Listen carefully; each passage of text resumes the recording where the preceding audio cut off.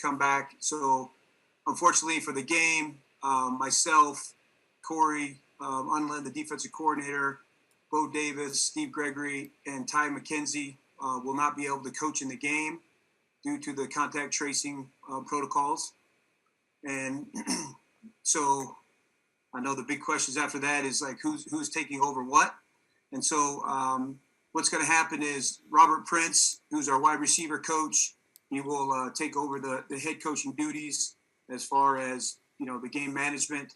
Our quarterback coach Sean Ryan, he will call the plays for the offense.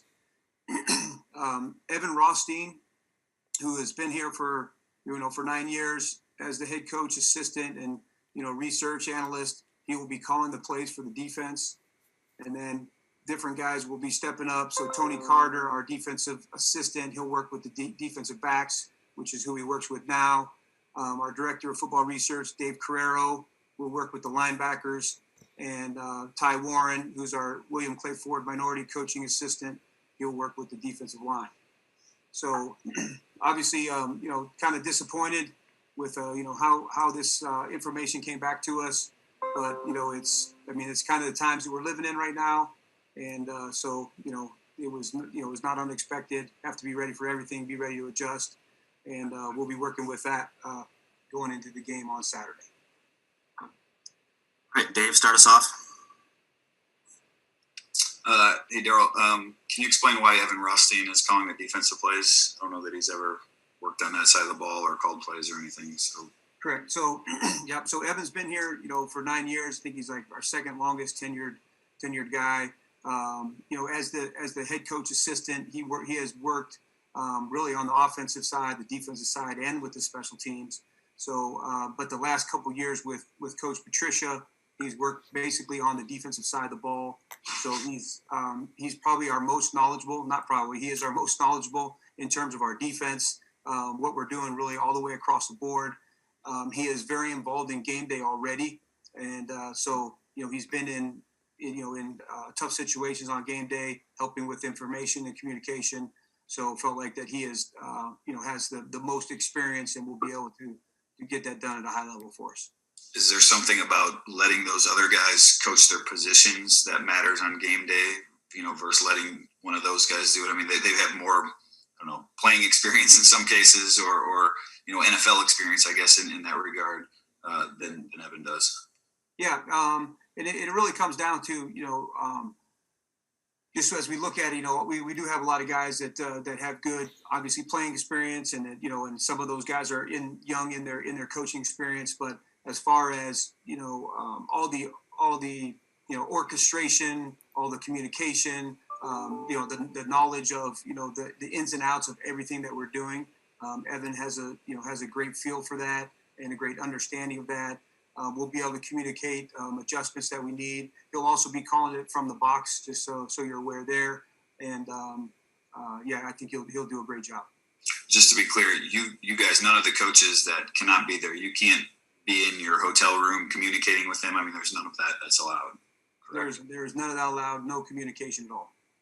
Will you talk to the team, say virtually before the game? I mean, can you still do some of those things? Yeah, so it's thanks for that, Dave. As far as the day-to-day, all the way up to game day, we'll be doing our same roles. Again today I did our normal red area install today. We're watching practice virtually. We're talking, making corrections with the coaches after. Still have all our meetings. Everything's exactly the same. Tomorrow's meetings will be the same. Just will not be able to be there on game day. And then last thing I have, because I don't know that we totally understand this, there's close contacts and then high-risk close contacts, and that's when obviously you have to sit out more than a day. So you guys were all high-risk close contacts. Does that mean you didn't have masks on when you were around whoever was, COVID positive? Or, I don't know, can you explain a little bit more about why you guys fall into that category instead of just... Good question there as well. Like, no, it does not mean that we did not have our masks on. So like I said, as far as the contact tracing, particularly on a away game, I think that's what makes it a challenge. So when you're with the tracers or whatever, it's the contact time is basically what they're going off of. And sometimes obviously it does depend on the mask. Like that's why they make the rule where when we're on the plane, when we're in the buses, we're at the those kind of things. You're wearing actually the N95, so some of that. But there's an interview process that the league will call every individual that has been in contact with them, and then they'll give you those questions. And the questions are, were you wearing a mask? How long was your time?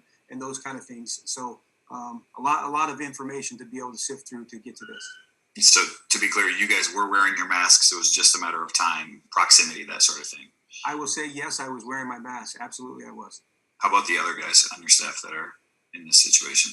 I think it was all varying different degrees. So I don't know. All right, thank you. Mike?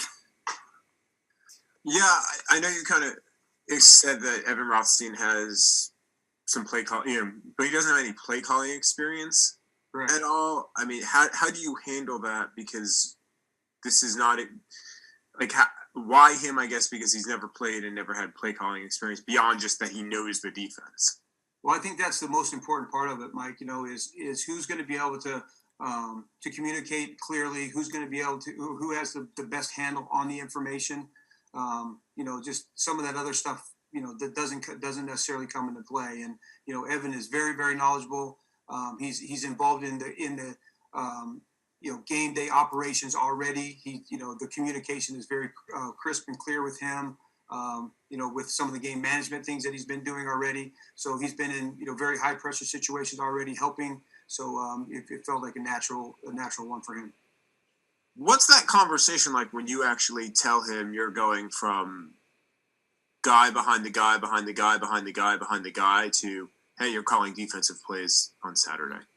Yeah, I think, I think there's probably a lot of emotions that you go through. I mean, I can take you back to, when I've, first got my opportunity to call plays for the first time. First you're super excited, and then all of a sudden you're like, oh, wait a minute, I'm calling plays in an NFL game. I haven't done this before. And, so the guys that'll be doing it, Sean and Evan, I mean, they prepare, and they'll prepare all the way up to the minute of the game.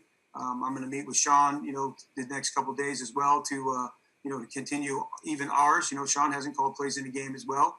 And so, but I'm confident in what those guys know and how they'll be able to handle this. Was there any consideration of making Robert Prince the offensive coordinator because he does have experience being the offensive coordinator, and making Sean the head coach or Kyle Caskey the head coach? It seems like that would be an area where you would want someone that has experience. Yeah, truthfully, Mike, I have a great offensive staff. Number one, and there's a lot of guys on the offensive side of the ball that I have total confidence in.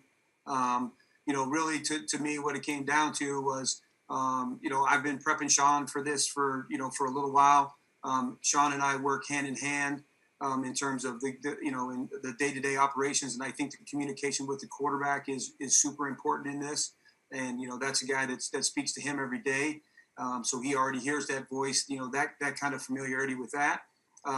Obviously I think Robert Prince would do a great job in there as well. And that's why, he's going to be making the decisions on game day and not calling the plays, so that he's in that head coach role where, we're going for it and those kind of things. Are we going to no huddle this situation? Are we going to go for it on fourth down? Are we going to do any fakes? Those kind of decisions will come down to Robert. And what does Saturday end up being like for you? Just because, I don't know if you ever saw the movie Major League. Obviously, you're not in a hospital room, but are you like Lou Brown in there, like jumping on the bed? Like how are you going to handle Saturday? Yeah, I might need to find a place to watch it by myself. It's this, I can't even tell you what it's going to be like, Michael, but, I know what it was like sitting out, but sitting out and knowing that, I'm just totally disappointed that I can't be there, and I want to be there for my guys. And all the respect that I have for these players. I'll be a madman. I think I'll be jumping up and down. Probably I'll be less calm than I am on game day. Well, appreciate it. Thanks, Justin. On a similar theme, this was an important opportunity. This 5-game window for you and your first chance in the head coaching seat. You're getting robbed of one of those 5 opportunities. How is this on a personal level, Bev? Yeah, like I said, it's super disappointing. I'm frustrated. since we started, I've tested negative, so there's that whole part of it. Like, you don't quite understand all the stuff that goes along with it. And, and then there's that, that drive that you want to be there. And, I feel exactly as Matthew does. I want to be there for my guys. I feel like, I'm letting them down by not being there. And, all those emotions are, things that you're going through. And then we've seen the NFL postpone several games due to COVID situations. Did you guys push for that at all? And are you surprised that the NFL didn't grant you some kind of leeway in that regard, that they have other franchises? I know that we did push to have things that could help us. And again, it's between the league and the club on that. And I'm just, like I said, I am disappointed. I know if the game was on Sunday, I would be there.